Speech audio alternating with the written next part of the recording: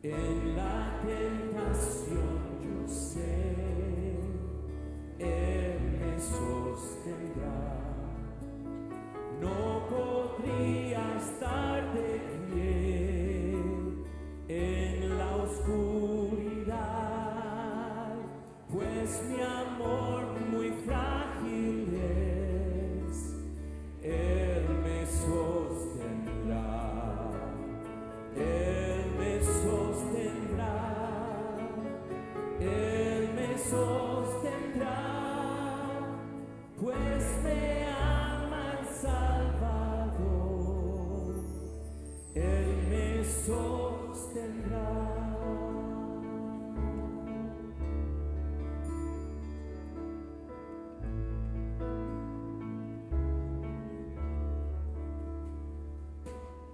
Él se goza en quien salvó, Él me sostendrá. Ante el precioso sol, Él me sostendrá. Sus promesas fieles son, mi alma guardará. Alto precio Él pagó, Él me sostendrá. Él me sostendrá, Él me sostendrá, pues me ama el Salvador, Él me sostendrá.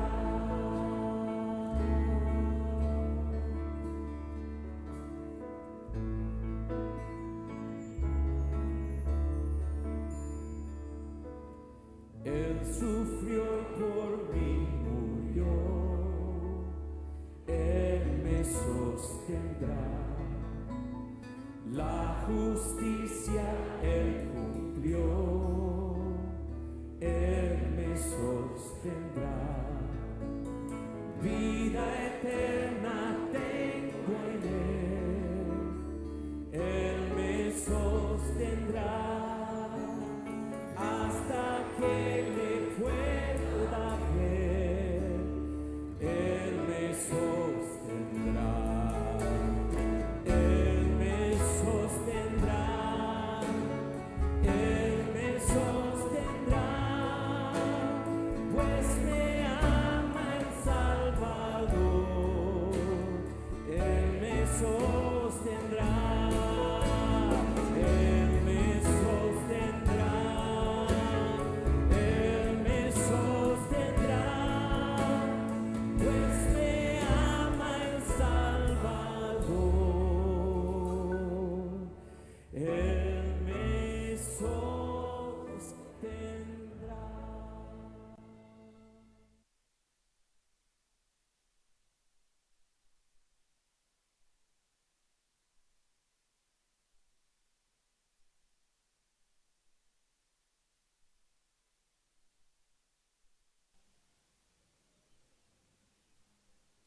Buenas noches a todos, bendiciones. Qué bueno volvernos a ver aquí para estudiar la palabra del Señor. Ahora que estaba escuchando esta canción con la que estábamos iniciando, ah, tengo que decir que es una canción que a mí en particular me gusta mucho y nos viene muy bien a tiempo con lo que precisamente vamos a tocar hoy, ¿no? Decía un escritor, yo no puedo confiarme mucho de mi fe, porque más bien veo en mi fe una caña rota, más bien veo en mi fe no la fortaleza que quisiera ver, sino más bien veo solo un pábilo que humea. Y si le pusieran atención a esa letra de esa canción, si mi fe ha de caer, Él me sostendrá. Bueno, mis hermanos, oremos, pongamos este tiempo delante del Señor y que el Señor nos ayude. Oremos, Padre, gracias por esta noche, gracias por este tiempo, gracias por la oportunidad que nos das para estudiar tu palabra. Has sido bueno y en gran manera has sido bueno, Señor. Has extendido tu favor y de qué manera has extendido tu favor sobre todos nosotros. Gracias porque a pesar de nuestros tantos afanes y de tanto que tenemos por hacer, nos sigues proveyendo el tiempo y aún de este medio para seguir estudiando tu palabra. Gracias por habernos permitido indagar un poco sobre el libro de Apocalipsis. Y gracias porque providencialmente pues hemos podido estudiar este último tiempo el capítulo 13. Ha sido de gran bendición para nosotros, ha sido de gran fortaleza. Definitivamente tu palabra, Señor, es aliento para nosotros en todo tiempo, en todo lugar, en cualquier circunstancia. Muchas gracias. Gracias porque aunque nosotros pudiéramos acercarnos a un texto como esto y nosotros mismos pudiéramos calificarlo de muy complicado y de muy difícil, pues lo que podemos ver es que en realidad tu mensaje siempre ha sido claro y tu mensaje ha sido muy para nuestro día a día y, no, y tu consejo es muy para hoy, muy vigente para nosotros hoy. Así que todo esto pues solamente demuestra nuestro descuido, demuestra nuestra necedad con la cual nosotros nos hemos acercado a tu palabra y por ello tenemos que pedirte perdón. Y en esa dirección entonces queremos elevar nuestra oración a ti y queremos pedirte que esta noche abras nuestros oídos, danos oídos para oír, danos ojos para ver, te lo rogamos, Señor. Y que tu palabra pueda traer aliento a nuestras vidas, te lo rogamos. Llevamos nuestra oración al trono de la gracia en el nombre de Jesús. Bueno, voy a invitarles a que abramos entonces nuestras Biblias, Apocalipsis capítulo 13. Vamos a terminar hoy con la primera, ¿qué diríamos? Con la primera división natural que aparece en el texto, que aparece precisamente aquí en el verso, hasta el verso 10. Una división natural del texto sería del verso 1 al verso 10. ¿Listo? Dice la palabra del Señor así: el dragón se paró sobre la arena del mar, y vi que subía del mar una bestia que tenía 10 cuernos y 7 cabezas. En sus cuernos había 10 diademas y en sus cabezas había nombres blasfemos. La bestia que vi era semejante a un leopardo, sus pies eran como los de un oso y su boca como la de un león. El dragón le dio su poder, su trono y gran autoridad. Vi una de sus cabezas como herida de muerte, pero su herida mortal fue sanada. Y la tierra entera se maravilló y seguía tras la bestia. Adoraron al dragón porque había dado autoridad a la bestia. Adoraron a la bestia diciendo: ¿quién es semejante a la bestia y quién puede luchar contra ella?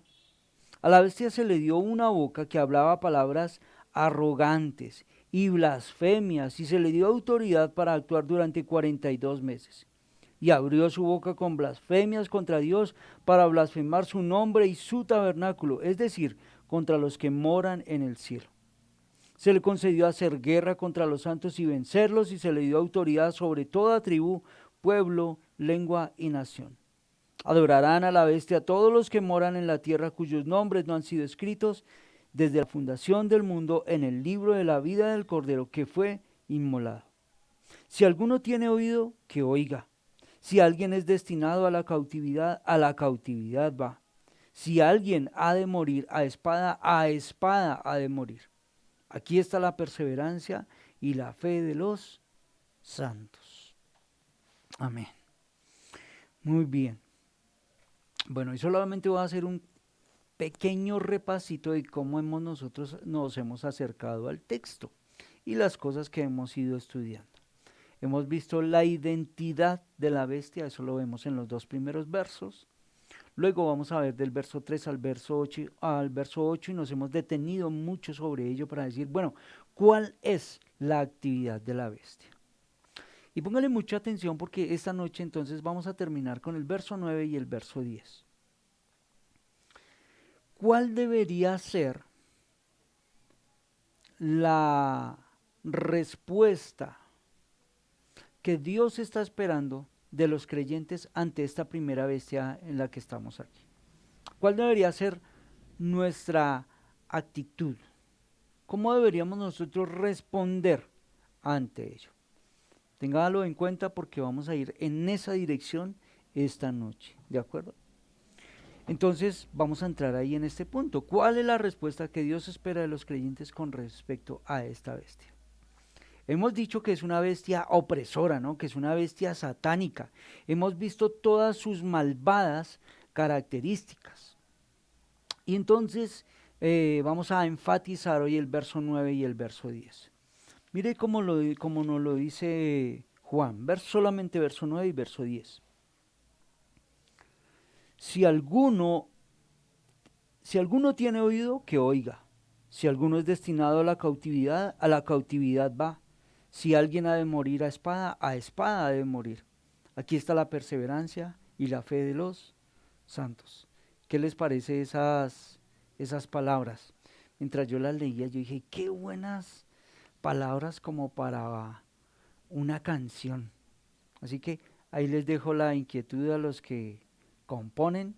Serían unas muy buenas letras para una muy buena canción. Y vamos a detenernos nuevamente, como siempre se lo digo, sobre todas esas verdades gramaticales que aparecen en el texto. Es muy importante, mis hermanos, que siempre que nosotros vayamos a la palabra nos detengamos sobre cada ello, sobre cada una de esas verdades que el texto está comunicando. Ya ustedes me han escuchado hablar mucho de esto y es algo sobre lo que uno debe insistir todo el tiempo. Nosotros creemos en algo que se llama la revelación plenaria de la Escritura. ¿Qué es eso?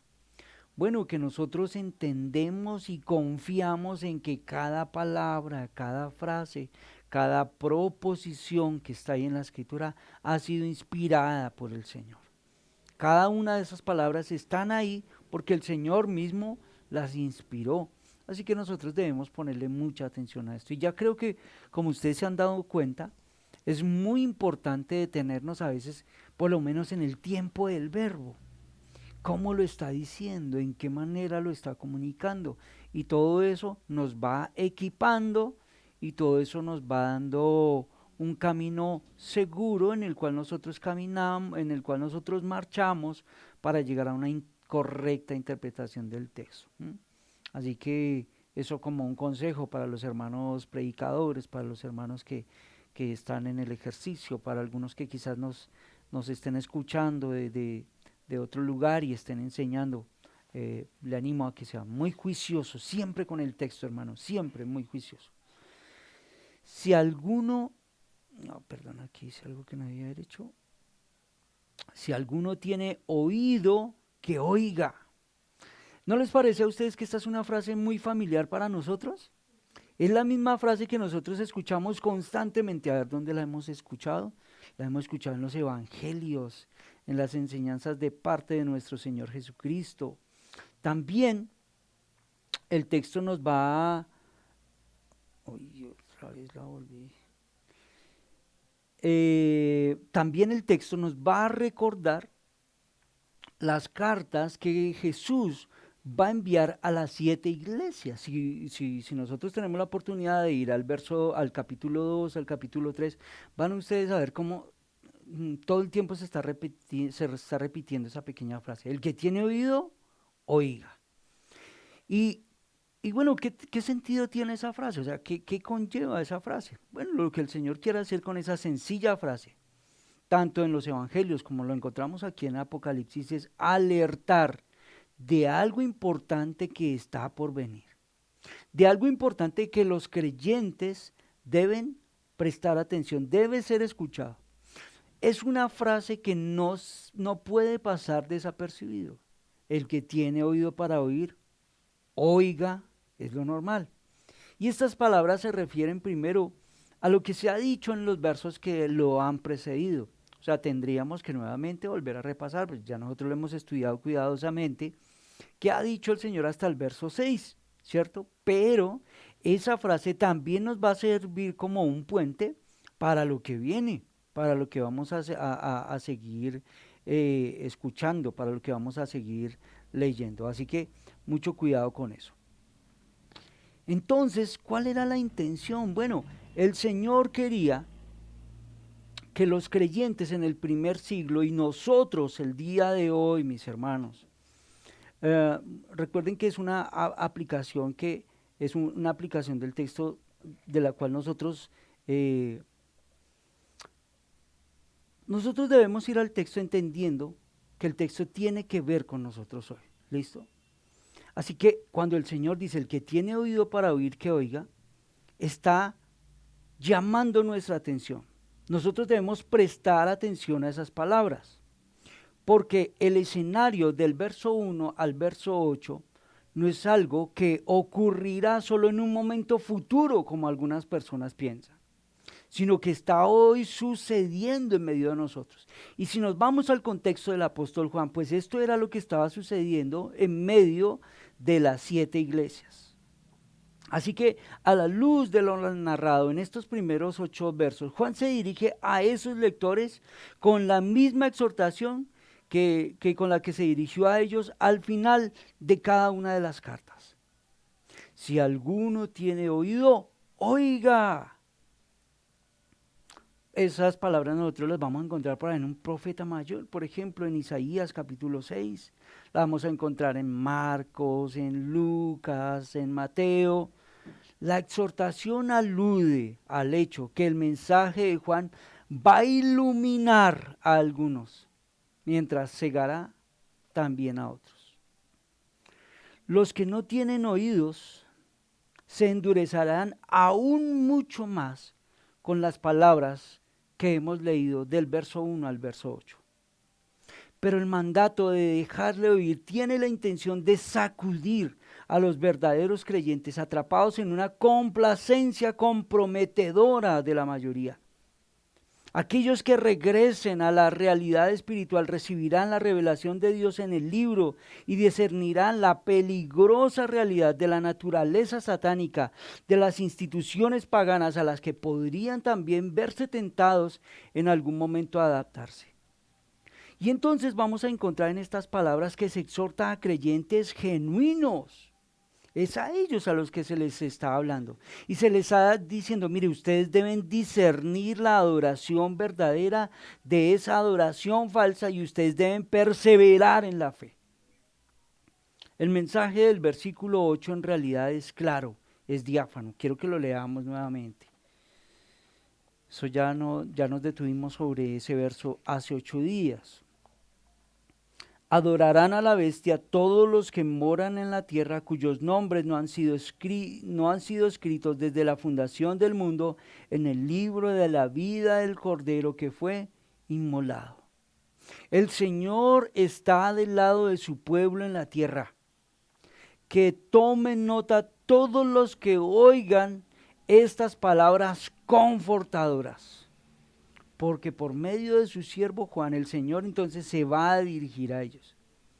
El mensaje tiene algo muy particular y tiene algo muy personal. El mensaje se dirige al creyente individual, a aquel creyente que, digámoslo así, debe ponerse del lado de Jesús. En medio del engaño, en medio de la falsedad, de la persecución, de la muerte, el cristiano ocupa una posición solitaria, digámoslo así, al ser el blanco del dragón, al ser el blanco de los subordinados del dragón, para este caso la bestia. Experimenta las pruebas más duras, pero hermano, el elegido sabe que Dios está de su lado, que Dios lo va a vengar de sus adversarios.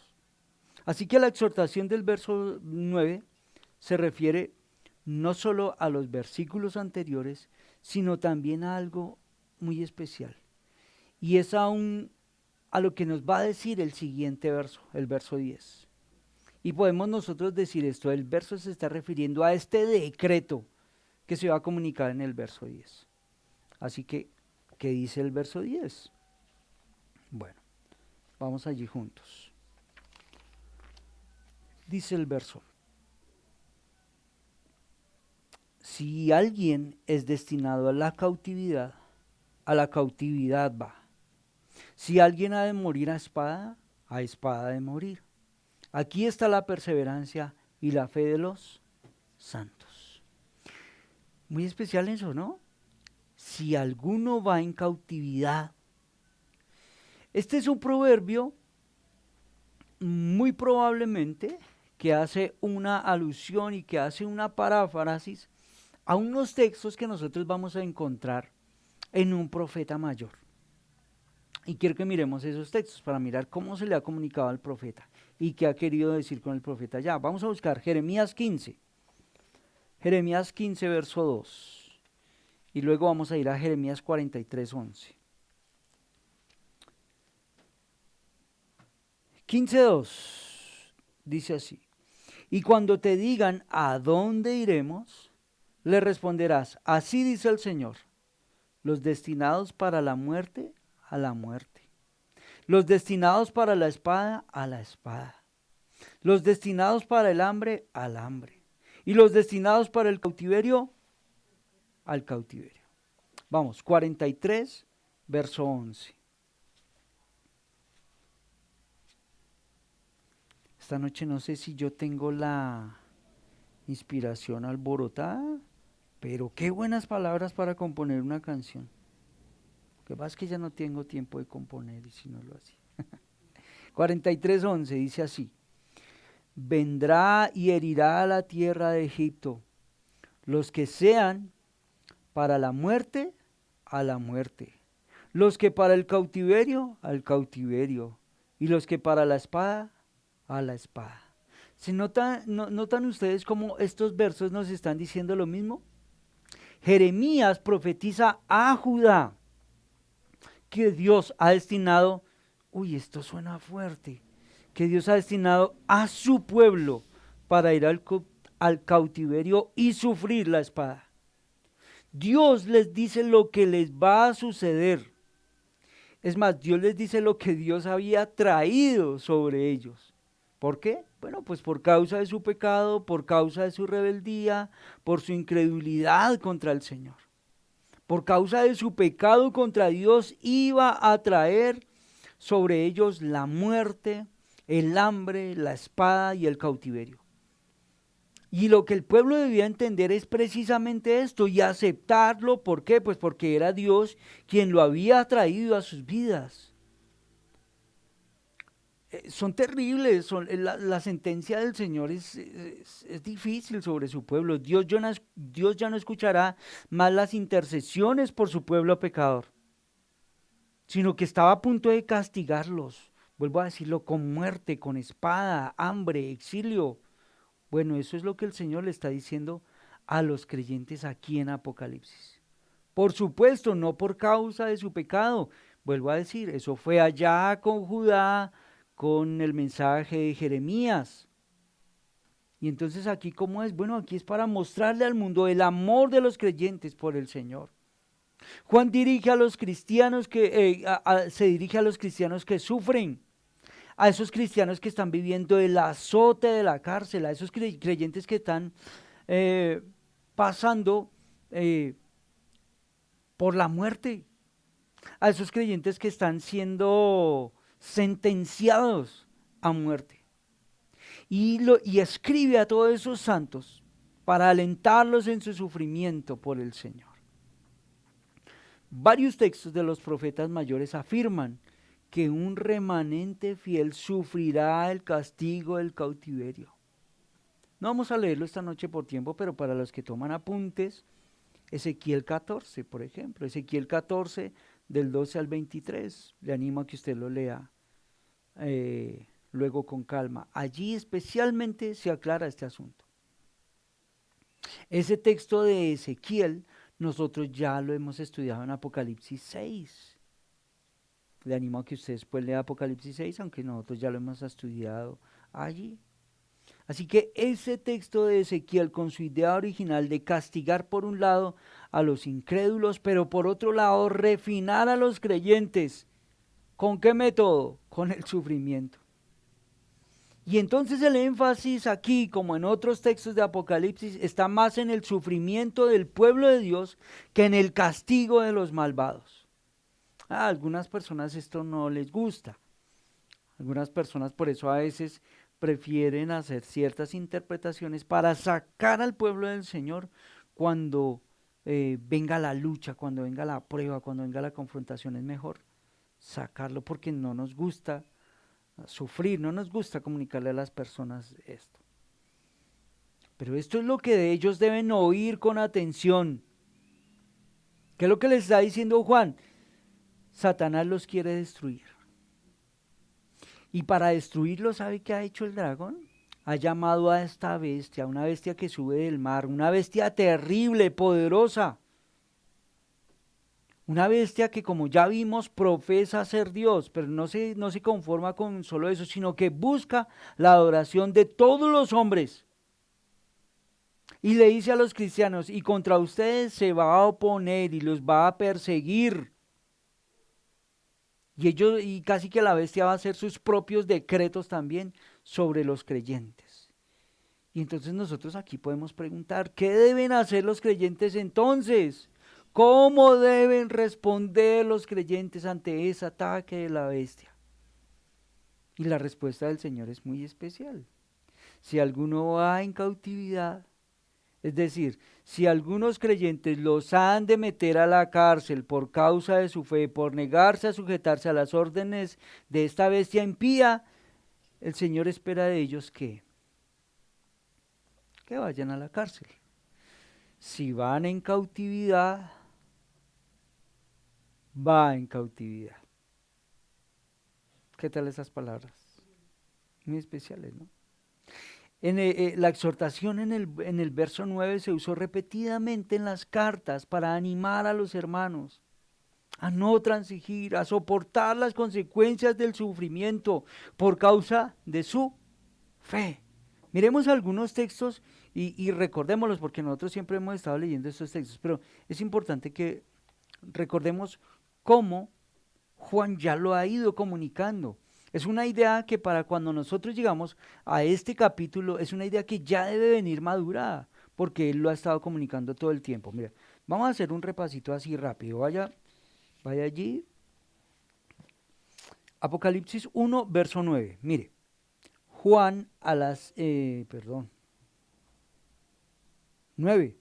Yo, Juan, hermano de ustedes y compañero, escuché esto en la tribulación, en el reino, en la perseverancia. 2, verso 10, Apocalipsis 2, 10.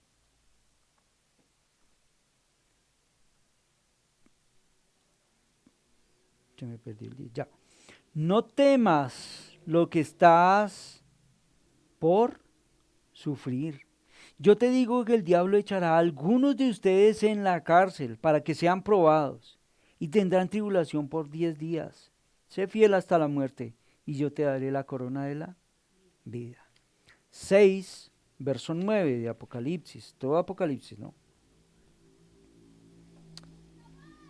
Cuando el Cordero abrió el quinto sello, vi debajo del altar las almas de los que habían sido muertos a causa de la palabra de Dios y el testimonio que habían mantenido. 11, verso 7. Cuando hayan terminado de dar su testimonio, la bestia que sube del abismo hará guerra contra ellos, los vencerá y los matará. ¿Está claro o no está claro? El texto ha venido, digámoslo así, como en un crescendo para nosotros. Note cómo el apóstol Juan nos lo ha venido comunicando. Así que estos hermanos están escuchando todo este ánimo que está enviando el Señor a través de Juan. Su perspicacia espiritual debería motivarlos a sufrir según la voluntad de Dios. Debería motivarlos a confiar su alma a un creador fiel, porque ellos entienden que el Señor hará lo correcto, porque ellos entienden que el Señor hace lo correcto y obra correctamente. Eso a veces es un poco difícil a nosotros para entenderlo, ¿no? Bueno, pero volvamos a Apocalipsis 13, porque Apocalipsis 13 continúa diciendo algo. Si alguien es destinado a la cautividad va. Si alguien ha de morir a espada ha de morir.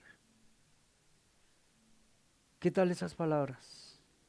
También se les ha dicho, si alguno, bueno, esto lo dice en Reina Valera, ¿no? Si alguno mata a espada debe ser muerto. Y aquí tenemos dos corrientes textuales. Esta segunda línea tiene varias, se me olvidó la palabra, Ah, tiene variantes textuales, perdón que me perdí la palabra. Esa línea tiene varias variantes textuales. La Reina Valera, como ustedes la tienen, si matas con la espada debes morir. Pero tenemos también la versión de las Américas, dice, si alguien va a morir por la espada, con la espada morirá. Es lo que dice la versión de las Américas. La primera línea, o sea, como la primera, otra vez, la primera variante textual como la tenemos en la Reina Valera, tiene un significativo activo y la segunda un pasivo. Bueno, ¿qué es eso? ¿Qué es eso? La que tenemos en nuestra versión Reina Valera de la Escritura con ese verbo matar, noten lo que está en un modo activo. Si matas con la espada debes morir. Y da a entender que aquel que mata con la espada debe ser muerto por la espada. Da la idea de una retribución divina.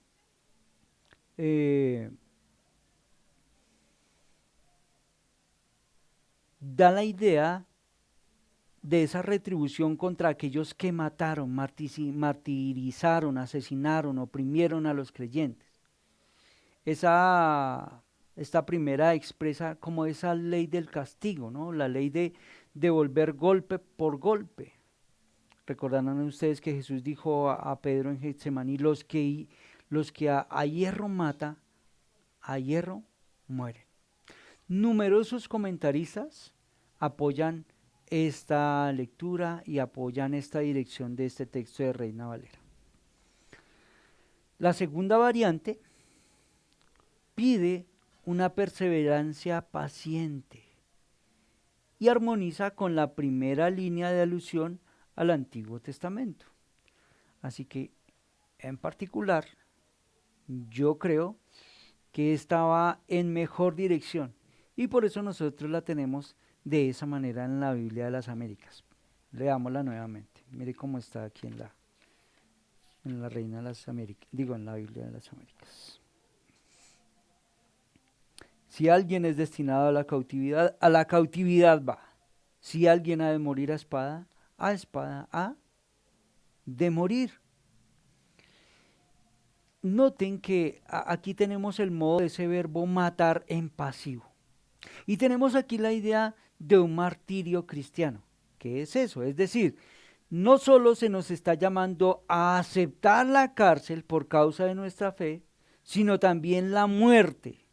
Y por eso digo que esta es probablemente la lectura original, porque esto es lo que se le está enseñando a estos cristianos en el libro de Apocalipsis. A la iglesia de Esmirna se le va a decir algo muy especial. Vamos a leer Apocalipsis 2:10.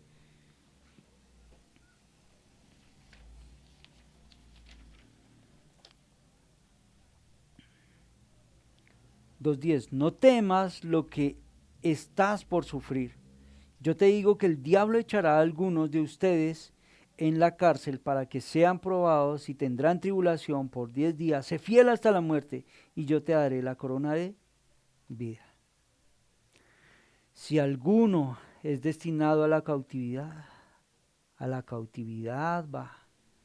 Si alguno ha de morir a espada ha de morir. Tenemos ahí como dos líneas, ¿cierto? ¿Ustedes notan algo? Los sujetos de ambas líneas son los cristianos, que sufren pérdida de su libertad y que sufren la pérdida de su vida también.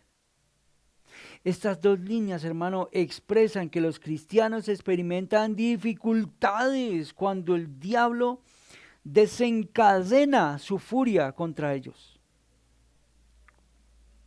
Estas líneas, hermano, no se dirigen a los verdugos de Satanás que se enfrentan al castigo de Dios. En lugar de ello, el Señor se dirige a los santos y los exhorta a que soporten las dificultades. Es el momento especial para que ustedes practiquen la confianza en el Señor. Los cristianos, note que los cristianos no son motivados a tomar la espada.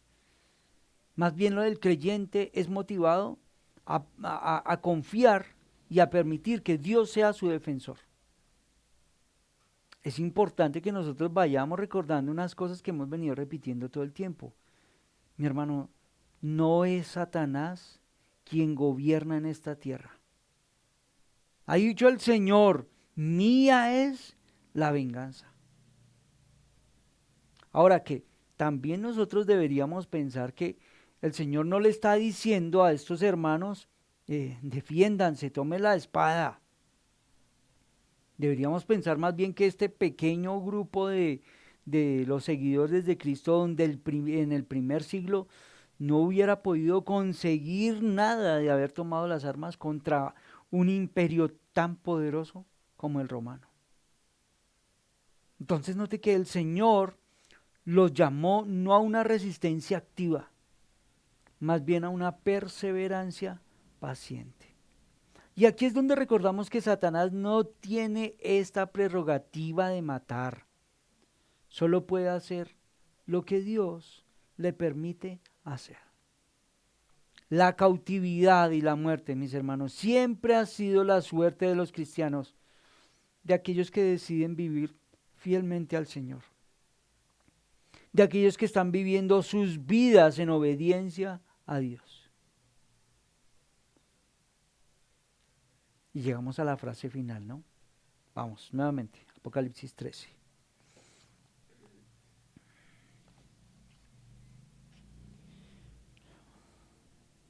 Si alguien es destinado a la cautividad va. Si alguien ha de morir a espada ha de morir. Aquí está la perseverancia y la fe de los santos. Y este verso vincula, o está vinculado más bien con el verso 7. Leamos el verso 7. 13:7. Se le concedió hacer guerra contra los santos y vencerlos, y se le dio autoridad sobre toda tribu, pueblo, lengua y nación. ¿Por qué está vinculado? Bueno, está vinculado porque allí ocurrió la última mención en el verso 7 de los santos. Y da la respuesta apropiada de los creyentes a la guerra que la bestia libró contra ellos. A esa bestia que viene contra ellos en guerra y que los vence en el verso 7. Aquí está la perseverancia y la fe de los santos. El que va a cautividad, el que ha de morir a espada. Ahora, y esta tercera línea depende de las dos primeras y en realidad es un resumen de esas dos líneas primeras. Armoniza bien con las lecturas más breves del texto. No son los perseguidores ni verdugos, sino los santos que sufren. Aquellos que están llamados a someterse al Señor, a depender de Él. Han sido llamados a ¿qué, mis hermanos? ¿Se dan cuenta ustedes? Hemos sido llamados a la perseverancia, a practicar la perseverancia. Y esto lo ha dicho también Juan en Apocalipsis varias veces. Volvamos a leerlo y pongámosle un poco la lupa a esa idea. Apocalipsis 1:9. La perseverancia de los santos. Mire, yo Juan, hermano de ustedes y compañero en la tribulación, en el reino, nótelo, y en la perseverancia en Jesús.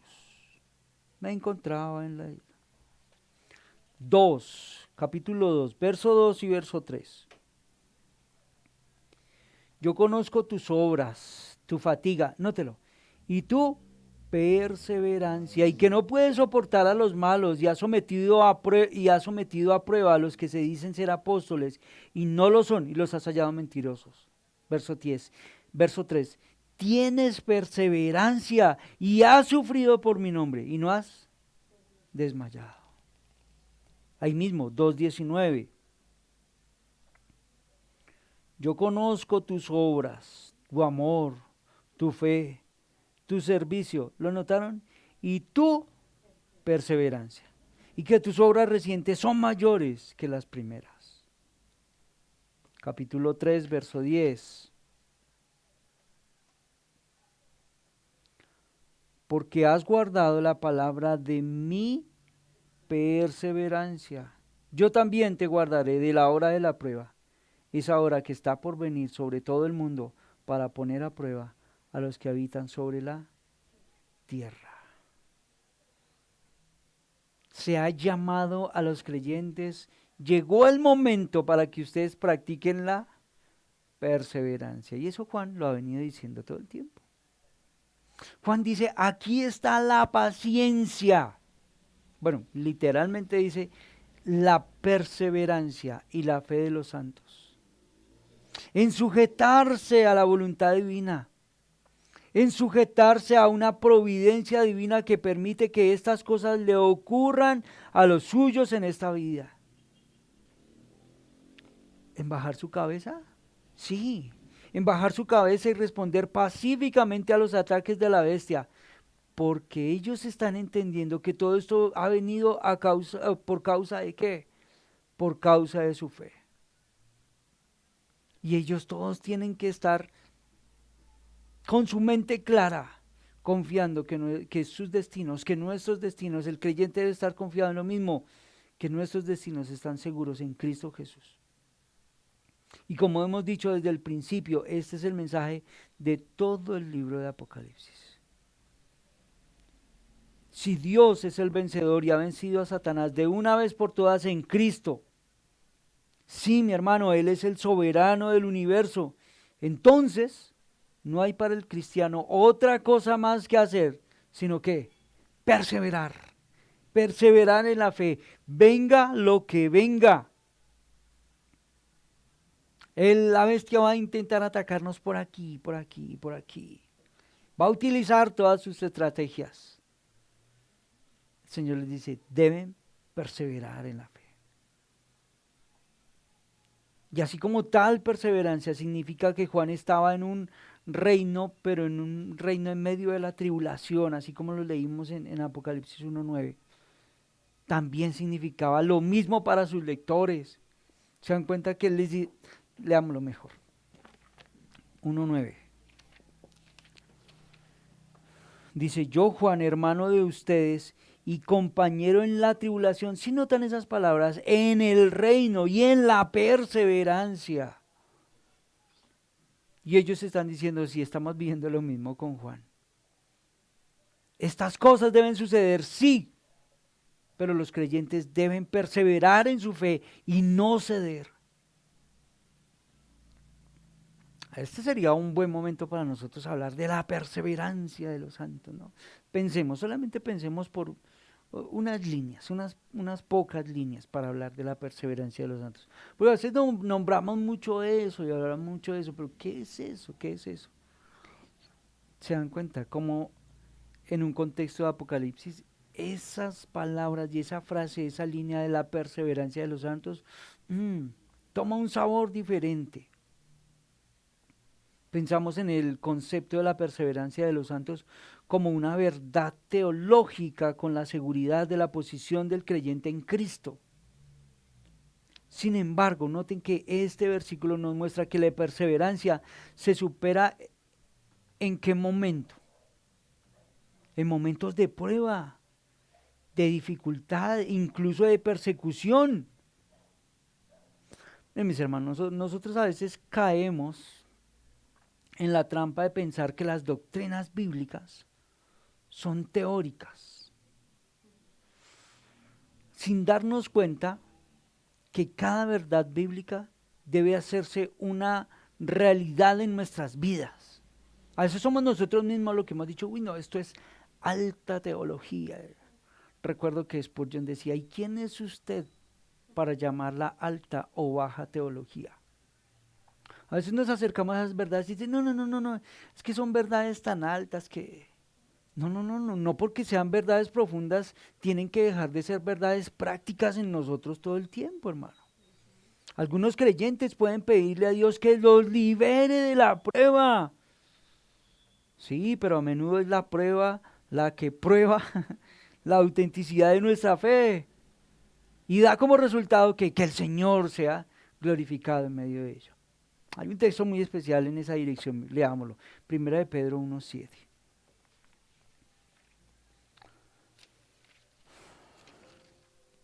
Primera de Pedro 1, verso 7. Note este verso, todos lo hemos leído, hermano. Para que la prueba de la fe de ustedes, más preciosa que el oro que perece, aunque probado por fuego, sea hallada, que resulta en alabanza, gloria y honor en la revelación de Jesucristo. ¿Qué tal?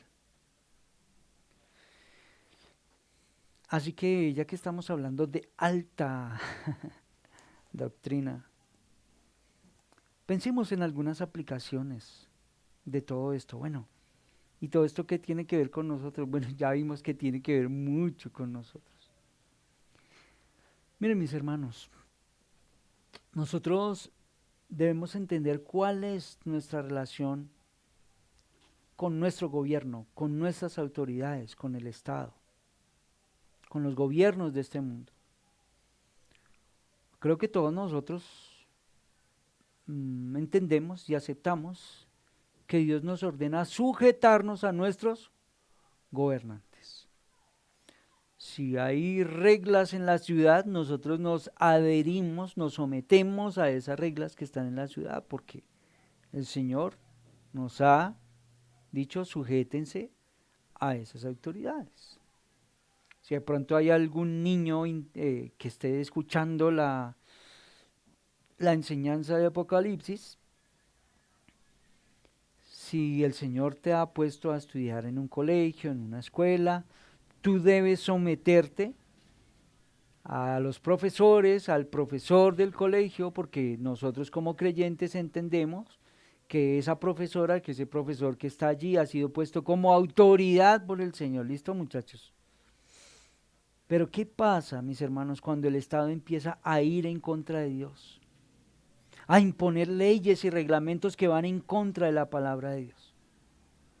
¿Qué pasa cuando quieren obligarnos a aceptar una cosmovisión, un entendimiento del mundo que se opone a lo que nosotros entendemos como un cristianismo bíblico? ¿Qué pasa cuando nos quieren obligar a participar en cosas pecaminosas? Cuando quieren que nos rindamos a una ideología del género, a un matrimonio homosexual, al aborto, en fin.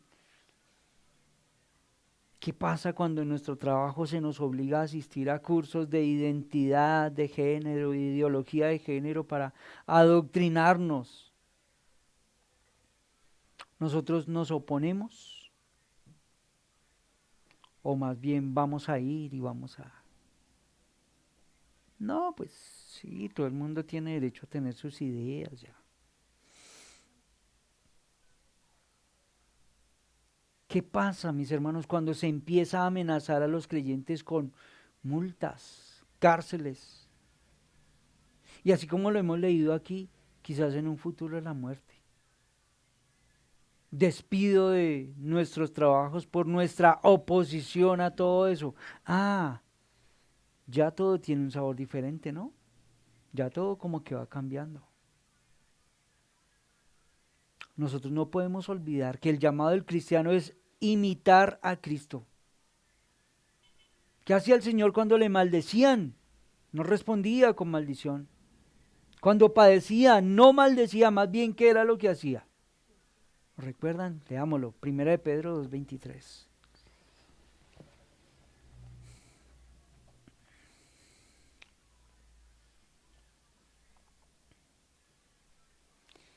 Y quien cuando lo ultrajaban no respondía ultrajando, cuando padecía no amenazaba, sino que se encomendaba a aquel que juzga con justicia.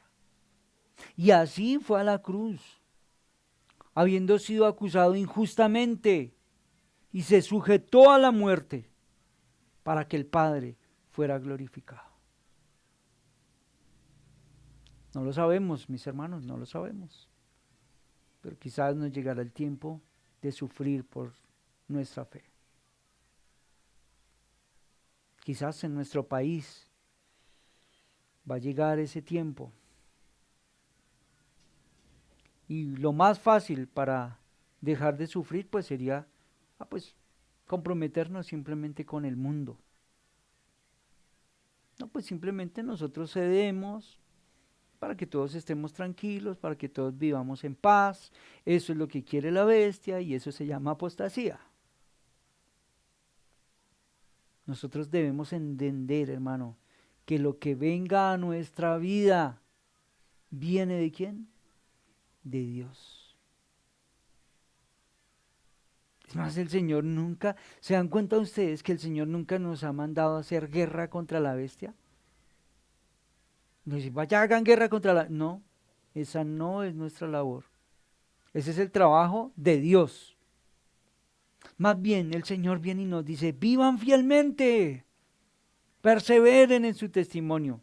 Déjenle la batalla la va a pelear el Señor. Déjensela al Señor.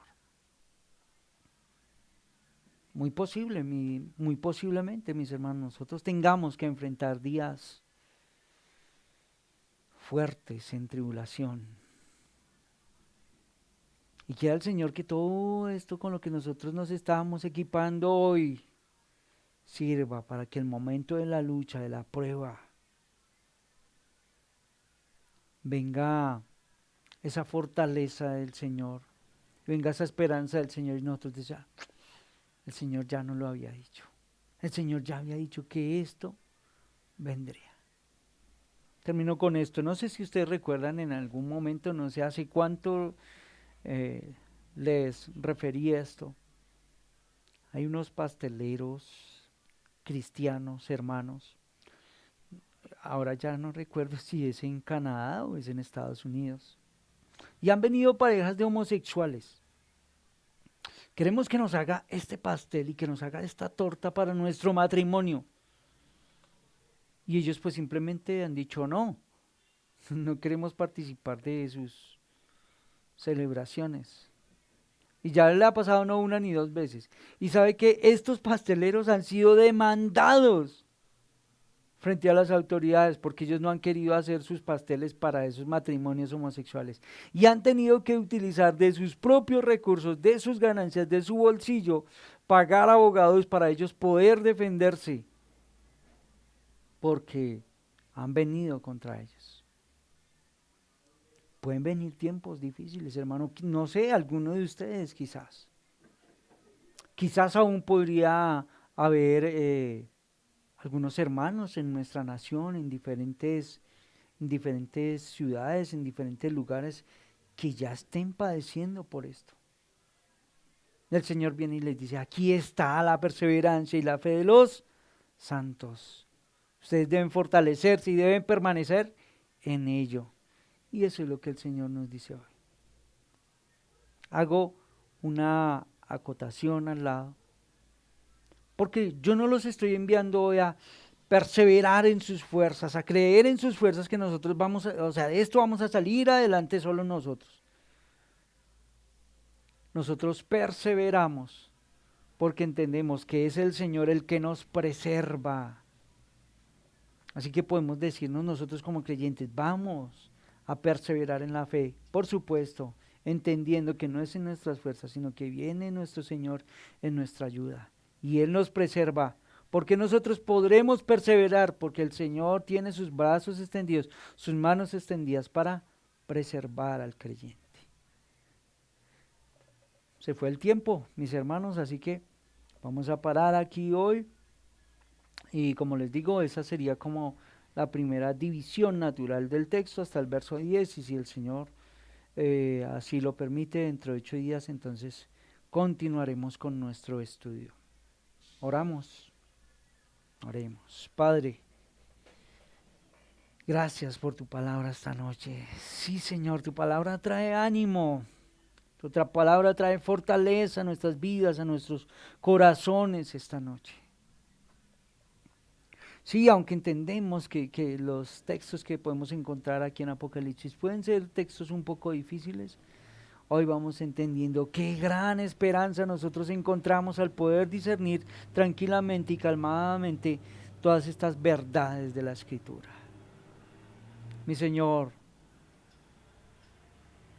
ahí entonces miramos a nuestros recursos, nos miramos a nosotros mismos, miramos los recursos que tenemos en nuestras manos y tenemos que decir qué débiles somos y más bien con cuánta deficiencia nos vemos.